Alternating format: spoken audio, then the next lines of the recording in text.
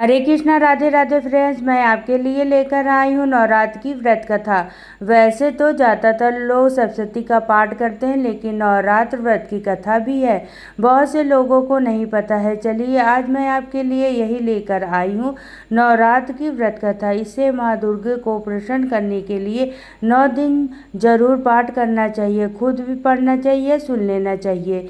चलिए शुरू करते हैं। बोलिए जय माता रानी की जय।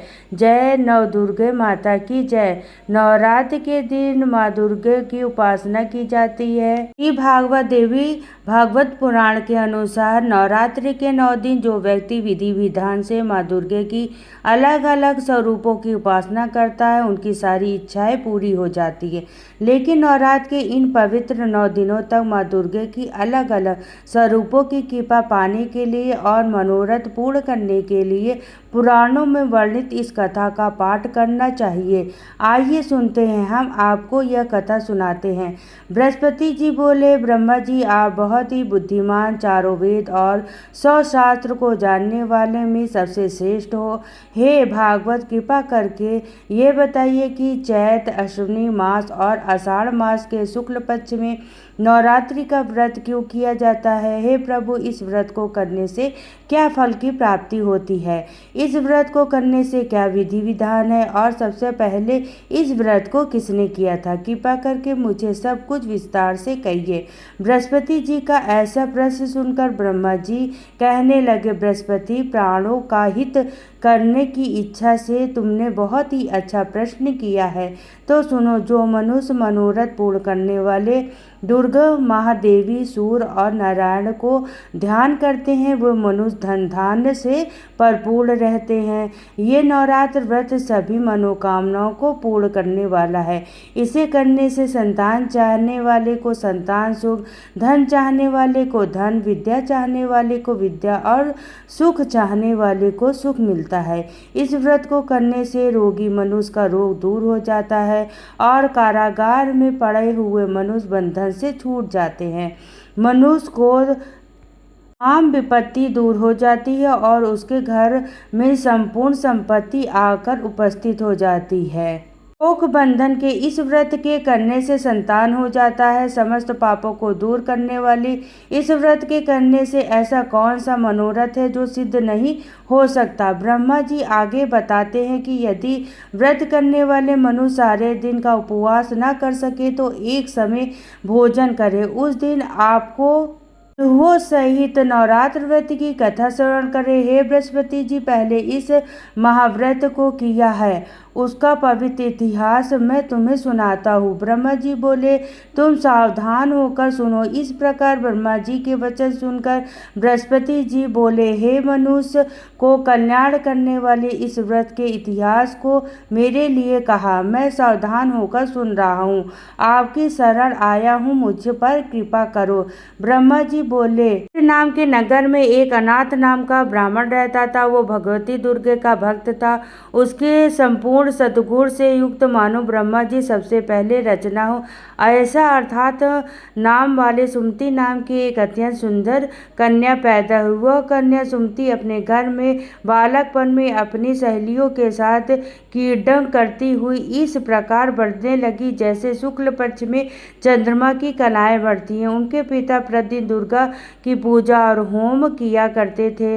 उस समय वह भी नियम से वहां उपस्थित रहती थी। एक दिन वो सुमति अपनी सहेलियों के साथ खेलने लग गई और भगवती के पूजा में उपस्थित न हुई। उसके पिता पुत्री की ऐसी असावधानी देखकर क्रोध आया और पुत्री से कहने लगे, हे दुष्ट पुत्री, आज प्रभात से तुमने भगवती का पूजन नहीं किया। इस कारण मैं किसी कुष्ठ और जय माता दी दलित मनुष्य के साथ तेरा विवाह कर दूंगा। इस प्रकार सुमति पिता के वचन सुनकर सुमति को बड़ा दुख हुआ। वह पिता से कहने लगी, पिताजी, आपकी कन्या हूँ, मैं आपके सब तरह से अधीन हूँ, जैसे आपकी इच्छा हो मेरा विवाह कर सकते हो।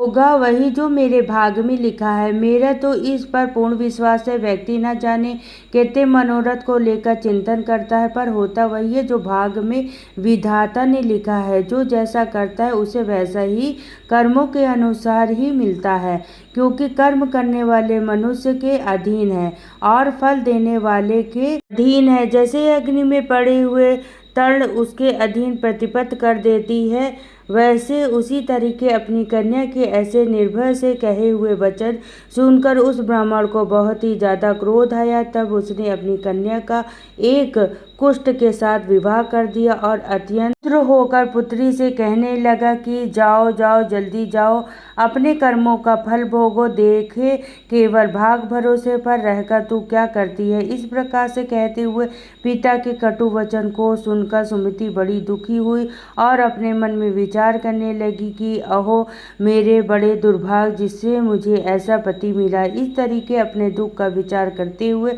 वह अपने पति के साथ वन को चली गई और भयंकर वन में कुष्ठ युक्त उस स्थान पर उन्होंने वह रात बड़े कष्ट से व्यतीत की।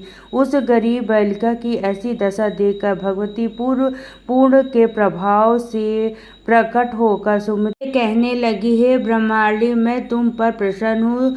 तुम जो चाहो वरदान मांग सकती हो। मैं प्रसन्न होकर मैं मनवांछित फल देने वाली हूँ। इस प्रकार भगवती दुर्गे का वचन सुनकर ब्रह्मांडी कहने लगी, मैं कौन हूँ जो मुझ पर प्रसन्न हो, और ये सब मेरे लिए कहाँ है, और अपनी कृपा दृष्टि से मेरी दासी को कृतार्थ करो। ऐसे ब्रह्मांडी के वचन सुनकर देवी कहने लगी, मैं आदि शक्ति हूँ और मैं ही ब्रह्मांडी हूँ, विद्या हूँ और सरस्वती हूँ। मैं प्रसन्न होकर मैं प्राणियों के दुख को दूर करती हूँ और उसको सब सुख प्रदान करती हूँ। हे ब्रह्मांडी, मैं तुम पर तेरी पूर्व जन्म के प्रभाव से प्रसन्न हूँ। तुम्हारे पूर्व जन्म का व्यथार्थ सुनाती हो। सुनो, तुम पूर्व जन्म में निषाद की स्त्री थी और अत्र प्रतिव्रता थी। एक दिन तेरे पति निषाद ने चोरी की और चोरी करने के कारण तुम दोनों को सिपाहियों ने पकड़ लिया और ले जाकर जेल खाने में कैद कर दिया। उस लोगों ने तेरे को और तेरे पति को भोजन भी नहीं दिया। इस प्रकार नवरात्रि के दिनों में तुमने ना तो कुछ खाया और ना ही जल पिया। इससे 9 दिन तक नवरात्रि का व्रत हो गया। हे ब्रह्मांडी, उन दिनों में जो व्रत हुए उस व्रत के प्रभाव से प्रसन्न होकर मैं तुम्हें मनवांछित वस्तु दे रही हूँ, और जो तुम्हारी इच्छा हो सो मांगो। इस प्रकार दुर्गा के कहे वचन सुनकर ब्रह्मांडी बोली, अगर आप मुझ प्रसन्न हो तो मुझे दुर्गा माता, मैं आपको प्रणाम करती हूँ और कृपा करके मेरे पति का कोढ़ को दूर करो। देवी कहने लगी, उन दोनों को जो तुमने व्रत किया था उस व्रत के एक दिन का पूर्ण अपने पति को कोढ़ दूर होने के लिए अर्पित करो। मेरे प्रभाव से तेरे पति कोढ़ से रहित और सोने के समान शरीर वाला हो जाएगा। ब्रह्मा जी बोले। इस प्रकार देवी का वचन सुनकर वह ब्रह्मांडी बहुत प्रसन्न हुई और अपने पति को निरोग करने की इच्छा से ठीक है ऐसा बोली। तब तो उसके पति का शरीर भगवती दुर्गे की कृपा से कुष्ठहीन होकर अति कांति युक्त हो गया, जिसकी कांति के समान चंद्रमा की कांति भी क्षीण हो गई।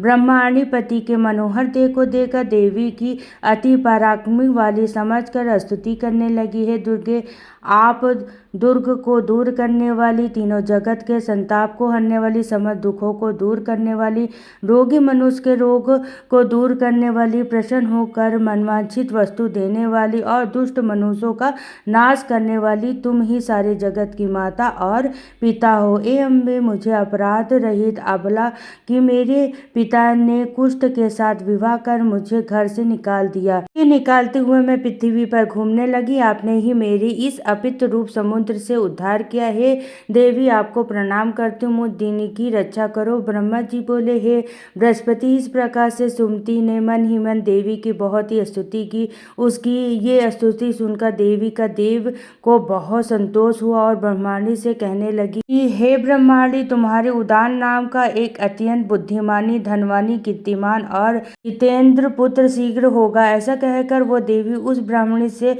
फिर कहने लगी, हे ब्राह्मणी, और जो कुछ तेरी इच्छा हो वह मनवांछित वस्तु तू मांग सकती हो। ऐसा भगवती दुर्गे का वचन सुनकर सुमति बोली कि हे भगवती दुर्गे, अगर आप मेरे पर प्रसन्न हो तो कृपा करके मुझे नवरात्र विधि बताएं।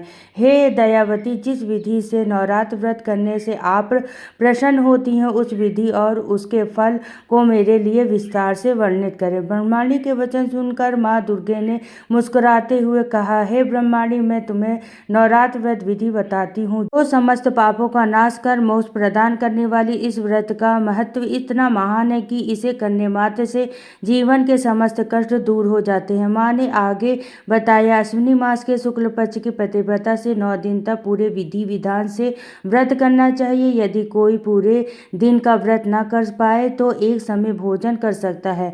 विधि पूर्वक इससे विद्वान ब्राह्मण से परामर्श लेकर घर स्थापना करे, वाटिका बनाए और उसे प्रतिदिन जल दे। फिर महाकाली, महालक्ष्मी और महासरस्वती की प्रतिमा स्थापित कर नित्य पूजन अर्चन करे और से अर्घ अर्पित किया। उन्होंने अर्घ का महत्व समझाते हुए कहा, बिजोरा के फूल के रूप, जायफल की कृति, दाख से कार्य सिद्ध, आंवले से सूखे और केले से आभूषण की प्राप्ति होती है।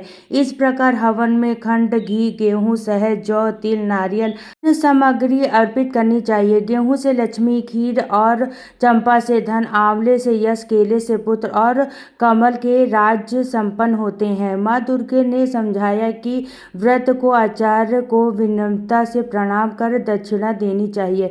इस व्रत को जो भी श्रद्धा से करता है उनके सभी मनोरथ पूर्ण होते हैं, इसमें तनिक भी संदेह नहीं है। 9 दिन तक किया गया दान और पुण्य करोड़ों गुना फल देता है। ये व्रत करने से अश्वयज्ञ का फल प्राप्त होता है। इतना कहकर देवी अंतर्धान हो गई। ब्रह्मा जी ने बृहस्पति से कहा, जो भी स्त्री या पुरुष इस व्रत को करता है उसे इस लोक में सुख और अंत मोक्ष प्राप्त होता है। हे बृहस्पति, तुमने हितलोक के लिए इस व्रत के विषय में प्रश्न किया है, इसलिए तुम धन्य हो। ब्रह्मा जी के वचनों को सुनकर बृहस्पति जी आनंद और कृतज्ञता से भर उठे और कहा कि हे प्रभु, आपने अमृत समान इस व्रत का महत्व सुनाकर मुझे अनुग्रहित किया है। वास्तव में यही भगवती शांति संपूर्ण जगत का पालन करने वाली, जिसके प्रभाव को जान पाना कठिन है। तो बोलिए नौ दुर्गे माता की जय। आज प्रथम माता शैलपुत्री, तो शैलपुत्री माता की जय। इसके बाद आप लोग दुर्गा माता की आरती करें और यह कथा आप सुबह में और या शाम को भी सुन सकते हैं। तो फ्रेंड्स, फिर मिलते हैं नेक्स्ट वीडियो में। तो सभी को राधे राधे, जय श्री कृष्णा। अगर कथा अच्छी लगे तो एक लाइक जरूर करिएगा।